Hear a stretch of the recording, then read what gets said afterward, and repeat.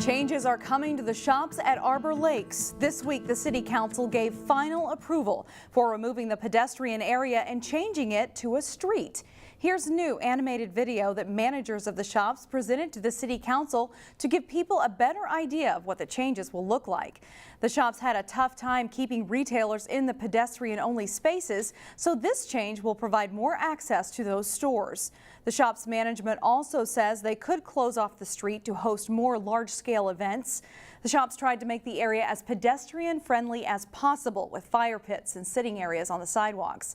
There's no word yet on when construction will begin. The city of Golden Valley has entered into an agreement with the Red Cross so that Brookview could be used as a shelter in case of an emergency. There are more than 40 shelters in the Twin Cities that the Red Cross can use when disaster strikes. The use would only be temporary, and the Red Cross would have to leave the facility in the same shape that they found it. Pets would not be allowed inside the shelter. Instead, they would be housed in a nearby trailer. Residents in Plymouth got to hear about how police would handle a catastrophic event in their city. It's part of a series of learning opportunities, all based on a Plymouth Reads book selection. The book is about a catastrophic event in Duluth. Plymouth police used the opportunity to talk about what their catastrophe plan would be and how social media can be both a good and bad thing if a large-scale event like the one in the book were to take place. We use it as a resource, but we don't use it as a definitive source of any information. Just like anything, an eyewitness account or a story about what happened or a story about what someone saw or a social media posting, we take it with a grain of salt and vet it. And it may be something that points investigators in a good direction. It may be something that points us in the wrong direction. There are several events planned around this year's book selection, which is titled Marathon by Brian Freeman. A Plymouth man started a nonprofit to help Somali immigrants prosper. That's the American dream, and if you don't have a home ownership and business and educating your kids, and you're not going to be a successful resident to that neighborhood or to that country. Abdirzak Molin is the director of East African Development Agency in Minneapolis. The goal of the organization is to teach financial literacy, business development, and home ownership. He says when immigrants move from their country to the United States, they sometimes have issues with the financial system. Some of the problems center around language, cultural, and religious barriers. We're starting from the simple things 101, and we are telling them the difference between checks and how to write checks, and also the checking account and savings and all that stuff. Because we had at the beginning people who even scared to open a checking account or saving account or even take their money to the bank, and now they feel very comfortable.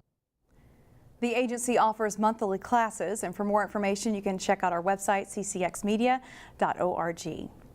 A new workout craze has people in Brooklyn Park dancing to the beat of their own drum, and we mean that literally. Photojournalist Ben Kroll caught up with a cardio drumming class at Down the Street Nutrition. Okay, crank up the music there. Woo! We are all about a healthy, active community, and I actually was introduced to cardio drumming at another nutrition club a couple years ago and fell in love with the concept.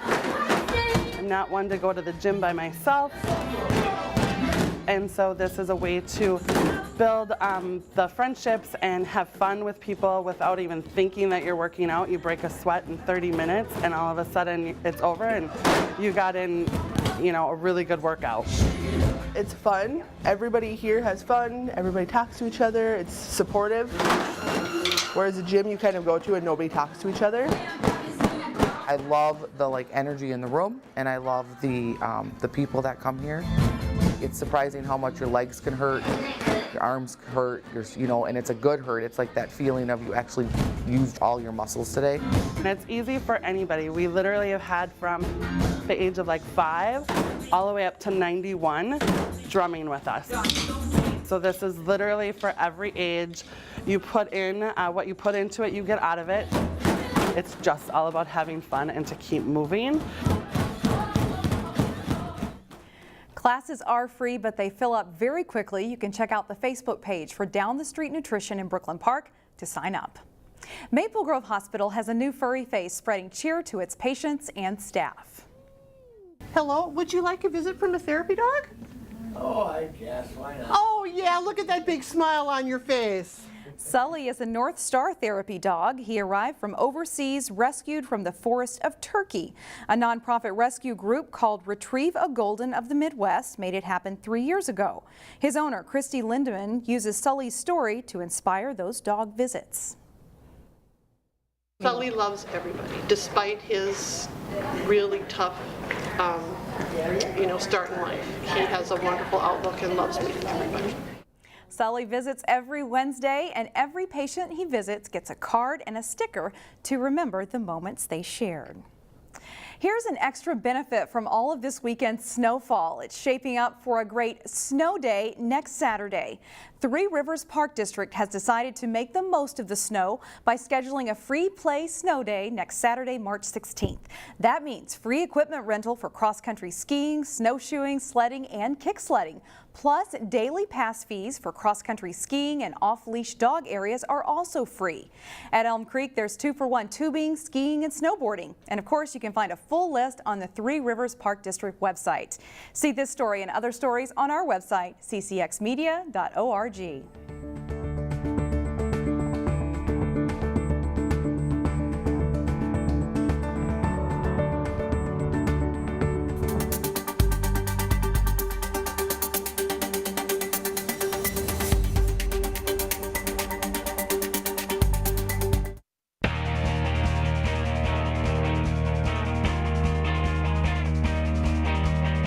Boys basketball team is one of the state's best squads. On this week's Sports Jam show, John Jacobson profiled the Royals' multi-talented Zeke Nnaji.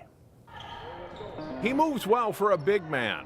At 6'11", Hopkins' Zeke Nnaji is athletic with great footwork and shooting touch around the basket. Hop down low, Nnaji for two. I do a lot of jump hooks and stuff before, just to warm up. I just do jump hooks, right, left, close range shots like that, and yeah, I mean, that helps me my touch around the paint, and I gradually work it back when I'm warming up, and that helps me with that touch in my shot.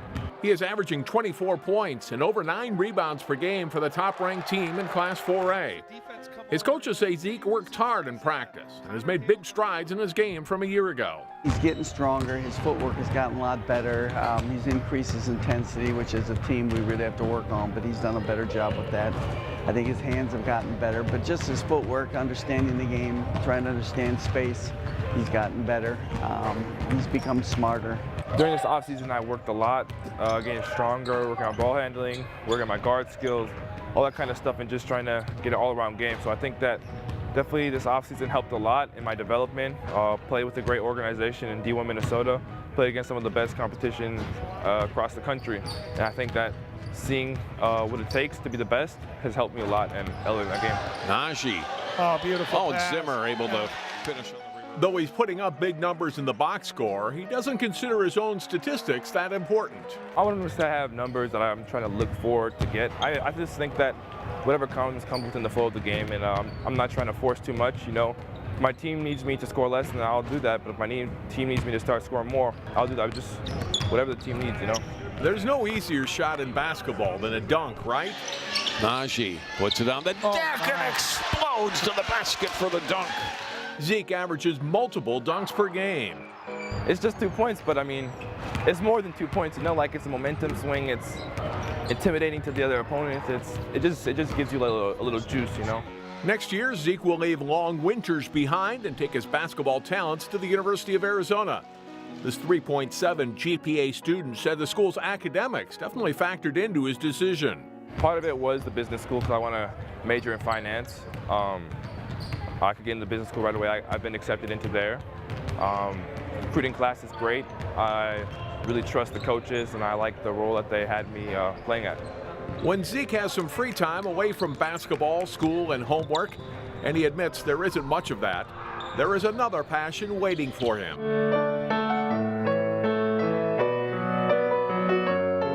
How many 6'11" Division I basketball recruits are concert pianists? Zeke is an accomplished player, having taken piano lessons since age 6. I started first grade. I really liked it, and they kept having me play and practice and stuff, and I enjoyed it. Now I outgrew the piano teacher though, but I compose my own music and I still play and stuff like that. So Zeke enjoys a number of music genres and also composes his own music. He admits it's a good way for him to relax. it's great. I mean, it's just a time where I can just, let loose and just kind of create and do whatever I want. Just like, it's time to kind of think, to meditate. It's kind of meditative in a way. But before he takes his basketball and music talents to Arizona, Zeke Nnaji and his Hopkins teammates have one goal left unchecked. Make that two, a section championship and a state championship. The Royals have been eliminated by Wayzata in the Section 6 final 2 years in a row. That's the main focus right now. Not looking ahead to college quite yet. Still working on this championship here at home, and I mean, I'll do whatever it takes to win. Whether I need to get 20 rebounds or 20 assists or whatever it takes, I'll do the job for my team. And I mean, at the end of the day, it's about the championship. Nnaji is one of 5 finalists for the Mr. Basketball Award. We'll have highlights of the Royals section semifinal game plus Wayzata Armstrong starting Monday on Sports Jam on CCX.